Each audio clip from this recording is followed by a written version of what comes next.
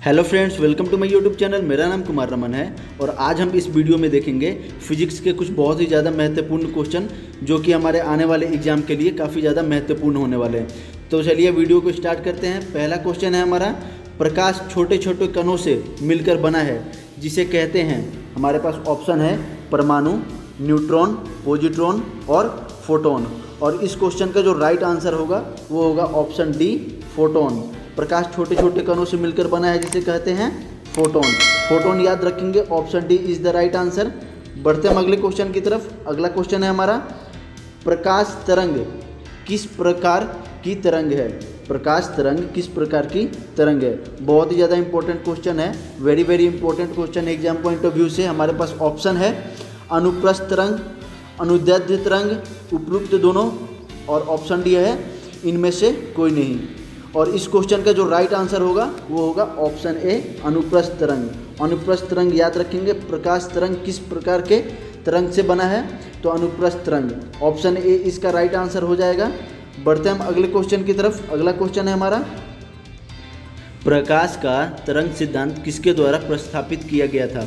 बहुत ही ज़्यादा important question है एग्जाम पॉइंट ऑफ व्यू से। हमारे पास ऑप्शन है न्यूटन के द्वारा, हाइग्रेंस के द्वारा, प्लांक के द्वारा, फेराडे के द्वारा। और इस क्वेश्चन का जो राइट आंसर होगा वो हो जाएगा हमारा ऑप्शन बी, हाइग्रेंस के द्वारा। प्रकाश का तरंग सिद्धांत किसके द्वारा प्रस्तावित किया गया? तो हाइग्रेंस के द्वारा, ऑप्शन बी इसका राइट आंसर हो जाएगा। बढ़ते हम अगले क्वेश्चन की तरफ। अगला क्वेश्चन है हमारा, निम्नलिखित में से कौन सी प्रघटना यह निर्णय लेने में सहायक होती है कि प्रकाश एक अनुप्रस्थ तरंग है? क्वेश्चन ऐसे ही पूछे जाते हैं एग्जाम में। और हमारे पास ऑप्शंस है व्यक्तीकरण, विवर्तन, ध्रुवीकरण, अपवर्तन। इंपॉर्टेंट क्वेश्चन है एग्जाम पॉइंट ऑफ व्यू से। और इस क्वेश्चन का जो राइट आंसर होगा वो होगा ऑप्शन सी, ध्रुवीकरण। बढ़ते हम अगले क्वेश्चन की तरफ। अगला क्वेश्चन है हमारा, प्रकाश के विद्युतीय चुंबकीय स्वरूप की खोज किसने की? प्रकाश के विद्युतीय चुंबकीय स्वरूप की खोज किसने की? हमारे पास ऑप्शन है स्नेल, न्यूटन, मैक्सवेल, यंग। और इस क्वेश्चन का जो राइट आंसर होगा वो होगा ऑप्शन सी, मैक्सवेल। विद्युतीय चुंबक स्वरूप की खोज किसने की? मैक्सवेल ने। तो इसका राइट आंसर हो जाएगा अपना ऑप्शन सी। बढ़ते हम अगले क्वेश्चन की तरफ। अगला क्वेश्चन है, किसने सर्वप्रथम यह दिखलाया कि प्रकाश तरंगे का विवर्तन होता है? सर्वप्रथम किसने ये पहले दिखलाया था कि प्रकाश की जो तरंग होती है उसका विवर्तन होता है? हमारे पास ऑप्शन है। और अगर आपको इस क्वेश्चन का राइट आंसर पता है तो हमें कमेंट में ज़रूर बताइएगा। और इस क्वेश्चन का ऑप्शन है ग्रेमाल्डी, यंग, मैक्सवेल, फोकाल्ट। और इस क्वेश्चन का जो राइट आंसर होगा वो हो जाएगा ऑप्शन ए, ग्रेमाल्डी। ग्रेमाल्डी याद रखेंगे, सर्वप्रथम यह दिखलाया कि प्रकाश तरंग का विवर्तन होता है। और इसका राइट आंसर हो जाएगा ऑप्शन ए। तो बढ़ते हम अगले क्वेश्चन की तरफ। अगला क्वेश्चन है हमारा, प्रकाश विद्युतीय प्रभाव का प्रतिपादन किया। प्रकाश विद्युतीय प्रभाव का प्रतिपादन किया। हमारे पास ऑप्शन है कॉम्पटन, मैक्सवेल, आइंस्टीन, न्यूटन। और इस क्वेश्चन का जो राइट आंसर होगा वो होगा आइंस्टीन, यानी ऑप्शन सी। प्रकाश विद्युतीय प्रभाव का प्रतिपादन किया आइंस्टीन ने। तो ऑप्शन सी हम याद रखेंगे, एग्जाम के लिए बहुत ही ज़्यादा महत्वपूर्ण क्वेश्चन है। बढ़ते हम अगले क्वेश्चन की तरफ। अगला क्वेश्चन है, निम्नलिखित में से कौन सी घटना प्रकाश और ध्वनि दोनों में घटित नहीं होती है? इम्पोर्टेंट क्वेश्चन है ये, साउंड के रिलेटेड भी है और लाइट के रिलेटेड भी क्वेश्चन है। हमारे पास ऑप्शन है विवर्तन, ध्रुवन, परावर्तन और अपवर्तन। और इस क्वेश्चन का जो राइट आंसर होगा वो हो जाएगा ऑप्शन बी, ध्रुवन। ध्रुवन याद रखेंगे, ऑप्शन बी इसका राइट आंसर हो जाएगा। बढ़ते हम अगले क्वेश्चन की तरफ। अगला क्वेश्चन है हमारा, किसी अवरोध की कोर से प्रकाश का मुड़ना क्या कहलाता है?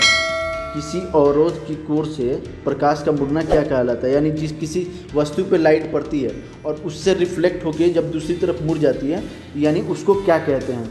हमारे पास ऑप्शन है विक्षेपण, विवर्तन, अपवर्तन, व्यक्तीकरण। और इस क्वेश्चन का जो राइट आंसर होगा वो हो जाएगा ऑप्शन बी, विवर्तन। बहुत ही ज़्यादा इंपॉर्टेंट क्वेश्चन है एग्जाम पॉइंट ऑफ व्यू से। किसी भी अवरोध की कोर से प्रकाश का मुड़ना क्या कहलाता है? तो वो कहलाता है विवर्तन। याद रखेंगे, ऑप्शन बी इसका राइट आंसर हो जाएगा। बढ़ते हम अगले क्वेश्चन की तरफ। अगला क्वेश्चन है, निम्नलिखित में से कौन सा सिद्धांत प्रकाश के तरंग प्रकृति की पुष्टि करता है? हमारे पास ऑप्शन है न्यूटन का कर्णिका सिद्धांत, व्यक्तिकरण का सिद्धांत, प्रकाश का विद्युतीय चुंबकीय तरंग सिद्धांत और इनमें से कोई नहीं। और इस क्वेश्चन का जो राइट आंसर होगा वो हो जाएगा ऑप्शन बी, व्यक्तिकरण का सिद्धांत। ऑप्शन बी याद रखेंगे, इस क्वेश्चन का राइट आंसर होगा व्यक्तिकरण का सिद्धांत। बढ़ते हैं हम अगले क्वेश्चन की तरफ। अगला क्वेश्चन है हमारा, प्रकाश विकिरण की प्रकृति होती है, प्रकाश विकिरण की प्रकृति होती है तरंग के समान, कण के समान, तरंग एवं कण दोनों के समान, तरंग एवं कण के समान, ससमान नहीं। और इस क्वेश्चन का जो राइट आंसर होगा वो हो जाएगा ऑप्शन सी, तरंग एवं कण दोनों के समान। सी इसका राइट आंसर हो जाएगा। प्रकाश विकिरण का प्राकृतिक होता है तरंग एवं कण दोनों के समान। चलिए बढ़ते हैं हम अगले क्वेश्चन की तरफ। अगला क्वेश्चन है, प्रकाश के चिकने पृष्ठ से टकराकर वापस लौटने की घटना को कहते हैं। यानी प्रकाश जो होता है चिकने पृष्ठ से टकराकर वापस जब लौटता है तो उस घटना को क्या कहते हैं?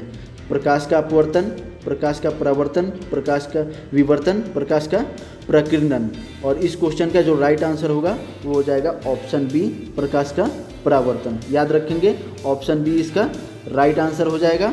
बढ़ते हम अगले क्वेश्चन की तरफ। अगला क्वेश्चन है, प्रकाश में ध्रुवण की घटना से यह सिद्ध होता है कि प्रकाश तरंग है, तीक्ष्ण, प्रगामी, अनुप्रस्थ तरंग, अनुदैर्ध्य।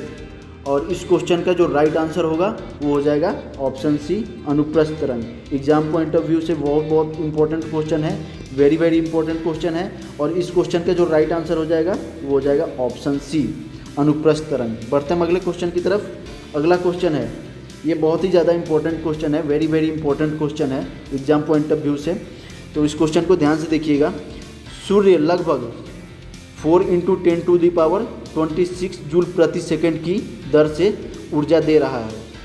सूर्य में इतनी ऊर्जा निकलने से उसका द्रव्यमान किस दर से कम हो रहा है? यानी यहाँ पे दो इन्फॉर्मेशन आपको दी गई है। एक तो ये आपको इन्फॉर्मेशन दी गई है, सूर्य लगभग 4 × 10⁻26 जूल प्रति सेकंड की दर से ऊर्जा दे रही है, तो ये हमें पता चल गया। और सूर्य में इतनी ऊर्जा निकलने से उसका द्रव्यमान किस दर से कम हो रहा है? हमारे पास ऑप्शन है। अगर आपको इस क्वेश्चन का जो राइट आंसर है वो अगर पता हो तो हमें कमेंट में ज़रूर बताइएगा। और इस क्वेश्चन का जो राइट आंसर होगा वो हो जाएगा option B, 10 × 10⁻9 kg second to the power -1। ठीक है, बढ़ते हम अगले क्वेश्चन की तरफ। अगला क्वेश्चन है हमारा, प्रकाश का वेग सर्वप्रथम किसने ज्ञात किया था? प्रकाश का जो वेग है उसको सर्वप्रथम किसने ज्ञात किया था? इंपॉर्टेंट क्वेश्चन है, वेरी इंपॉर्टेंट क्वेश्चन है एग्जाम पॉइंट ऑफ व्यू से। हमारे पास ऑप्शन है गैलीलियो, न्यूटन, रोमर, माइकलैंसन। और इस क्वेश्चन का जो राइट आंसर होगा वो हो जाएगा ऑप्शन सी, रोमर। प्रकाश का वेग सर्वप्रथम किसने ज्ञात किया? रोमर ने ज्ञात किया। तो इस क्वेश्चन का जो राइट आंसर हो जाएगा वो हो जाएगा ऑप्शन सी। बढ़ते हम अगले क्वेश्चन की तरफ। अगला क्वेश्चन है, प्रकाश का वेग अधिकतम होता है हीरे में, पानी में, निर्वात में, हाइड्रोजन में। इंपॉर्टेंट क्वेश्चन है और सिंपल सा क्वेश्चन है। इस क्वेश्चन का आंसर आपको पता होना चाहिए और उम्मीद है कि मैक्सिमम स्टूडेंट को इस क्वेश्चन का राइट आंसर पता होगा। और इस क्वेश्चन का जो राइट आंसर होगा वो होगा ऑप्शन सी, निर्वात। निर्वात याद रखेंगे, प्रकाश का वेग अधिकतम होता है निर्वात में। बढ़ते हम अगले क्वेश्चन की तरफ। अगला क्वेश्चन है, माध्यम के तापमान में वृद्धि के साथ प्रकाश की गति बढ़ती है, घटती है, वैसी ही रहती है, सहसा गिरती जाती है, यानी धीरे धीरे गिरती जाती है। और इस क्वेश्चन का जो राइट आंसर होगा वो हो जाएगा ऑप्शन सी, वैसी ही रहती है। माध्यम के तापमान में वृद्धि के साथ प्रकाश की गति, यानी इस क्वेश्चन को मैं आपको डिटेल में समझाऊं तो किसी माध्यम से अगर लाइट जा रही है यानी प्रकाश जा रही है, ठीक है, और उसके तापमान में अगर वृद्धि हो तो प्रकाश की गति बढ़ेगी या घटेगी या धीरे धीरे गिरती जाएगी या वैसी ही रहेगी। हमारे पास ऑप्शन है और इस क्वेश्चन का जो राइट आंसर होगा वो होगा ऑप्शन सी, वैसी ही रहती है। उसके जो गति होती है यानी लाइट की जो स्पीड होती है उसमें कोई फर्क नहीं पड़ता है। बढ़ते हम अगले क्वेश्चन की तरफ। अगला क्वेश्चन है, जल, कांच और हीरे में प्रकाश की चाल निम्न क्रम में होती है। यानी इसमें क्या है, आपको ऑर्डर जो हमारा जो क्रम है यानी असेंडिंग है या डिसेंडिंग है, वो उस चीज़ को हमें जस्टिफाई करना है। हमारे पास ऑप्शन है हीरा, कांच, जल। जल, कांच, हीरा, कांच, हीरा, जाल और हीरा, जल, कांच। और इस क्वेश्चन का जो राइट आंसर होगा वो हो जाएगा ऑप्शन बी, जल, कांच और हीरा। इसका जो अपना क्रम होगा जल, कांच और हीरा होगा। ठीक है, बढ़ते हम अगले क्वेश्चन की तरफ। अगला क्वेश्चन है हमारा, चंद्रमा से पृथ्वी तक आने में प्रकाश को लगभग कितना समय लगता है। इम्पोर्टेंट क्वेश्चन है और ट्रिकी क्वेश्चन है, एग्जाम पॉइंट ऑफ व्यू से काफ़ी ज़्यादा इम्पोर्टेंट है। और हमारे पास ऑप्शन है 8 मिनट, 8 सेकंड, 1 सेकंड और 100 सेकंड। इम्पोर्टेंट क्वेश्चन है और इस क्वेश्चन का जो राइट आंसर होगा वो होगा ऑप्शन सी, 1 सेकंड। यानी चंद्रमा से पृथ्वी तक आने में प्रकाश को लगभग कितना समय लगता है, 1 सेकंड लगता है। ऑप्शन सी इसका राइट आंसर हो जाएगा। बढ़ते हम अगले क्वेश्चन की तरफ। अगला क्वेश्चन है, सूर्य की रोशनी को पृथ्वी तक पहुंचने में लगभग कितना समय लगता है। और इस क्वेश्चन का आंसर आपको भी पता होगा, मुझे उम्मीद है। अगर नहीं पता हो तो इस क्वेश्चन से आपको पता चल जाएगा। हमारे पास ऑप्शन है 8 मिनट, 8 सेकंड, 6 मिनट, 4 मिनट। और इस क्वेश्चन का जो राइट आंसर होगा वो हो जाएगा ऑप्शन ए, 8 मिनट। जो सूर्य की रोशनी होती है उसको पृथ्वी तक पहुंचने में लगभग 8 मिनट लगता है। तो आज इस क्वेश्चन का राइट आंसर आपको मिल गया, ऑप्शन ए इसका राइट आंसर हो जाएगा। ऐसे ही इंटरेस्टिंग क्वेश्चन के लिए हमारे चैनल को आप सब्सक्राइब कर सकते हैं। वीडियो पसंद है तो वीडियो को लाइक कर सकते हैं, कमेंट कर सकते हैं, अपने फ्रेंड्स में शेयर कर सकते हैं। तब तक के लिए जय हिंद, जय भारत।